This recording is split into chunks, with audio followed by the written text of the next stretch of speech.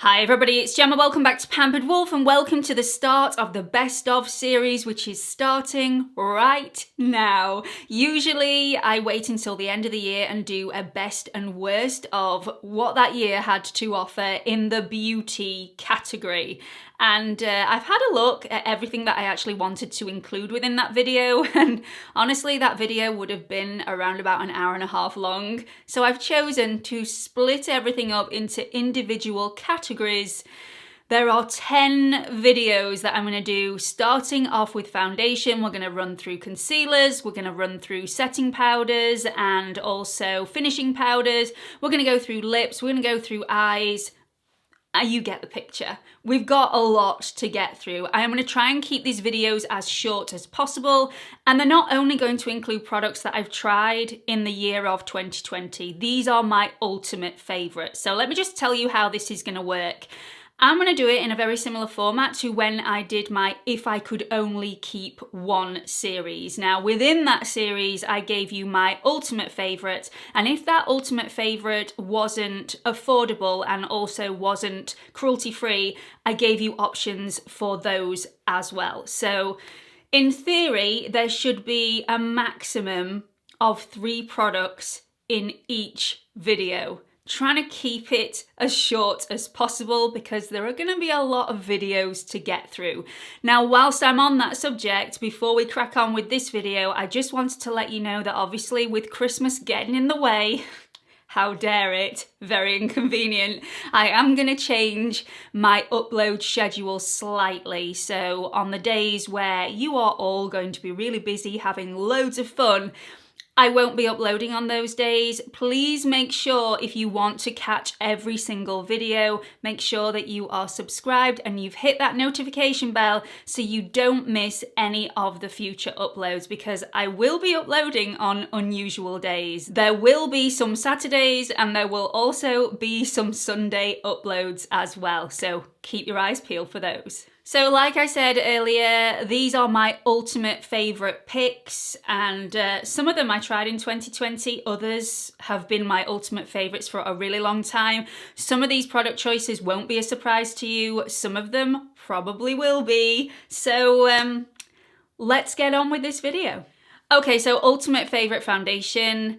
I'm not sure if this is going to surprise any of you or not, because I do like to switch up my foundation depending on my mood and my skin quality that day. I will pick a foundation that will make my skin look the best that it can possibly be. So all these foundations definitely do that. And my ultimate favourite is definitely not affordable, so I will be adding an affordable option in here as well, although I won't be able to hold it up and show you because my mum has stolen it. That's how good it is. She wanted it in her collection, so she took it. My ultimate favourite is from CHANTECAILLE. This is the most beautiful foundation on the planet. This is the Future Skin Oil-Free Gel Foundation, and it's just stunning. I have this on today. If you are my shade twin, you will be the shade Porcelain. This is the most perfect match for my skin tone. And oh, it's just glorious, absolutely glorious. Now, if you are my mum's shade twin, you will be the shade Vanilla, which looks very orangey in the tub. It doesn't transfer onto the skin that way. It looks very beautiful on the skin. It actually surprised my mum, who, by the way, has lost that foundation at the moment. She's no idea where she's put it. Honestly, there are no words. This looks seriously beautiful on my skin. It's just the right level of dewiness. It's not too dewy. It doesn't look sweaty on my skin. It wears well all the way through the day. I don't need to powder this in place if I don't want to. I tend to powder my T-zone if I'm going to be having a really busy day and I feel like I just need to get a little bit more longevity. But to be fair, it's really long wearing on its own. I today have just powdered my chin. I've not powdered anywhere else. So I love this. Absolutely love it. It's very flattering. You can get medium coverage out of this if you want to. I prefer to sheer it out. It's very skin-like. It's just beautiful. It's beautiful. Now, it is a pricey product. I definitely wouldn't recommend that anybody go into debt to try this out. At the end of the day, it's just a foundation. It's literally, that's all it is. It's not going to cure any disease. So if you can afford to try it, I definitely recommend that you do. Otherwise, stick around. I have some more options. So Chantecaille say that they are also cruelty-free and also vegan-friendly, so we're hitting that market in this video, but you know, it's a really pricey product, so I'm going to add another cruelty-free alternative for anybody that really cannot justify spending £70 on a foundation. I think a lot of people will have been surprised that I didn't pick the Dior Forever Skin Glow as my ultimate favourite. Believe me, this was hard. This was a really, really difficult choice, but at the end of it, I reach for this far more than I reach for this, even though I love this foundation. Absolutely love it, and I had to pick it up and mention it in this video because I know so many of you will be seriously surprised that it wasn't my ultimate favourite. I really like it. Don't ask me to choose between the two. I need to have them both in my collection. My cruelty-free ultimate favourite that is slightly more acceptably priced is the IT Cosmetics Your Skin But Better foundation. I really like this. I was surprised I liked this as much as I did, and I've worn this in a lot of videos. Now this is the shade Fair Neutral 11. Slightly too pale for me, but the shade above is slightly too deep for me. So I bronze this up when I wear it. Just bear that in mind if you are my shade twin. I love this. It sits on my skin beautifully. It doesn't intensify and show up my dryness. It's just beautiful. It's really long lasting on my skin. Some people say that it's not on theirs, so I do feel like this is an individual foundation. You're either going to get longevity out of this or you're going to need to powder it in place.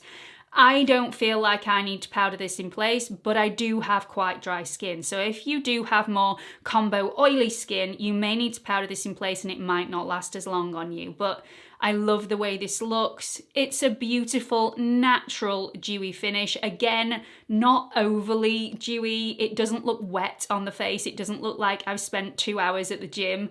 It's just a really natural skin-like finish and I really, really like it. So IT Cosmetics, cruelty-free, a little bit more affordably priced, even though it's not an affordable brand. I think this is around the £30 mark, but for me, well worth it. Now my affordable option is also cruelty-free, so I have two options. One of these options you still can't get in the US, and I have had word back that they won't be releasing this in the US, which I think is a real shame because it's such a fantastic foundation. This is from number 7. In fact, both of these are from number 7. This first one is the number 7 Hydroluminous, and it's just gorgeous. Absolutely gorgeous. I can't say anything negative about it apart from the very high alcohol content in here. So if your skin is very sensitive to foundations with a high alcohol content, then you may want to give this one a miss, but I find it really moisturizing and really hydrating on the skin, which you wouldn't think it would be with a high alcohol content. But I mean, I don't find this drying in the slightest, quite the opposite. My next favourite that's available worldwide is the number 7 Protect and Perfect foundation. Now this is the one that my mum has stolen, so I can't hold it up to show you, but it's a beautiful foundation. It's slightly more matte than the Hydroluminous, but just as moisturising and hydrating. It's really, really beautiful. It also has an SPF of 50+ in there, like I've said numerous times before. I am going to mention it because some people are sensitive to the ingredients in a foundation with added SPF, so I want to mention it to you, but please don't rely on an SPF within a foundation because you're not going to be adding enough to your skin to get the protection that is advertised on the bottle. You're getting very, very little. So I love this foundation. It goes on so smoothly, it blends out beautifully.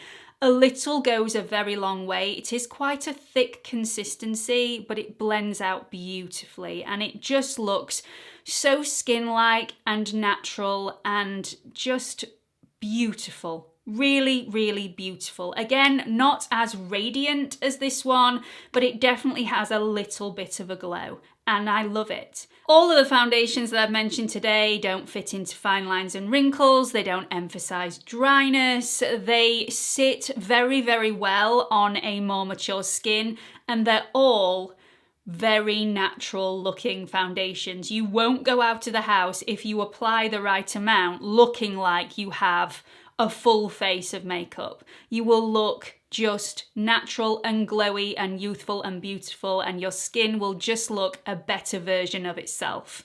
That's the sort of foundation that I love and that's why these are my ultimate favourites. So I hope you've enjoyed this first video in the best of series. Please stay tuned for all of the rest of them. Like I said, there are 10 videos, so 9 more to come. I'm going to try and keep them as short as possible because they're coming thick and fast. Hope to see you all in the next video. Bye everyone.